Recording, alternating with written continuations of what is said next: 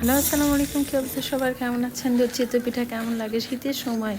আর পিঠা খাবো না, এটা কেমন কথা বলেন তো? আমি আসলে ভিডিও করার চিন্তা ভাবনায় দুধ চিতইটা করিনি। হঠাৎ মনে হলো যে আপনাদের সাথে শেয়ার করি, এজন্য কিছু কিছু জিনিস আপনাদের সামনে তুলে ধরতে পারিনি।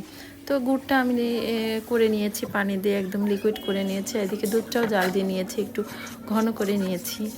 আর এদিকে আমি চালের গুঁড়াটা, আমি ব্যাটারটা তৈরি করাটা আপনাদের অন্য আরেকটা ভিডিওতে দেখাবো।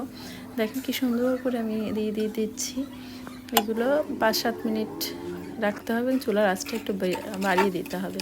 দেখেন কত সুন্দরভাবে উঠে আসছে, দেখেছেন? আর কি সুন্দরভাবে ছিদ্র হয়েছে, এই দেখেন।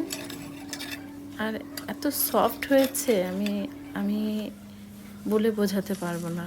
এই যে আরেকবার দিয়ে দিলাম। চুলার আঁচটা একটু বেশি জোরেই রাখবেন। এদিকে আমি গুড়গুলো দিয়ে দেব।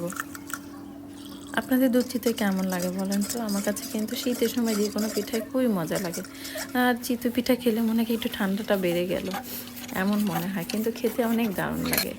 এগুলো একে একে পিঠাগুলো আমি এভাবেই তুলে নিচ্ছি। কি সফট যে হয়েছে! আপনারা পরের দিনকে এই দুধে ভেজানো পিঠাটা খাবেন, দেখবেন অসম্ভব একদম তুলতুলে নরম, একদম সফট লাগবে। এই যে দেখেন, আমি একটু ভেঙে দেখিয়ে দিচ্ছি। এই দেখেন কত সুন্দর হয়েছে, খেতে অনেক দারুণ লেগেছে। আশা করি আপনাদের ভালো লাগবে। লাইক, কমেন্ট, শেয়ার দিয়ে ভুলবেন না। Thanks for